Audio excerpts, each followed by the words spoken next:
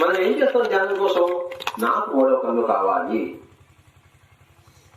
నాకు ఒక దివ్య చక్షువు కావాలి, నాకు చర్మచక్షువు ఉంది కానీ నాకు దివ్య చక్షువు కావాలి, దానికోసం నేను కూర్చుంటున్నాను, అందుకోసం నేను తిష్ట వేసుకుని కూర్చున్నాను. అది నా జీవిత లక్ష్యం. జమీందారు కావడం కాదు, కుబేరుడు కావడం కాదు, చీఫ్ మినిస్టర్ కావడం కాదు. ఎవరికి కావాలి చీఫ్ మినిస్టర్? ఎవరికి కావాలి ప్రైమ్ మినిస్టర్షిప్? ఎవరికి కావాలి జమీందారు? ఇంకోటి మీద ఆధిపత్యం.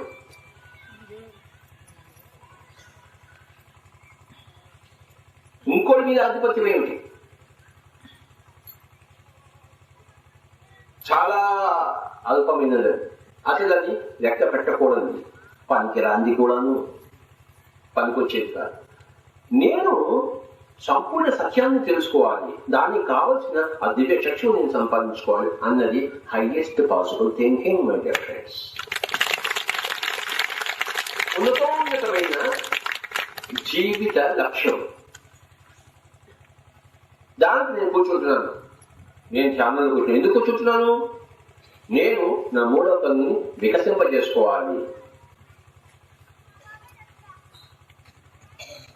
6 చక్రాల్లో అన్నిటికన్నా ఉన్నతమైన చక్రం ఆజ్ఞా చక్రం, సుదర్శన చక్రము. ఇక్కడ ఆ సుదర్శన చక్రం, సుదర్శన చక్రము. సు అంటే హైయెస్ట్, దర్శనం అంటే అన్ని చూపించే ఆ చక్రం. సుదర్శన చక్రం, ఆజ్ఞా చక్రం. దాన్ని గురు చక్రం అని కూడా అంటారు. గురు స్థానం.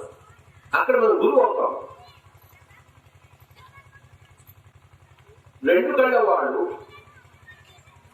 లేకపోతే నేను జమీందారు కావాలి, కుబేరుడు కావాలనుకున్న వాళ్ళంతా అప్పుడు లఘువు.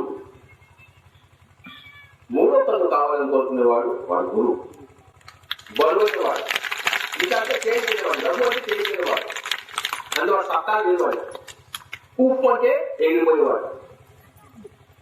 ఉప్పు అంటే ఎగిరిపోయేవాడిని లఘు అంటారు.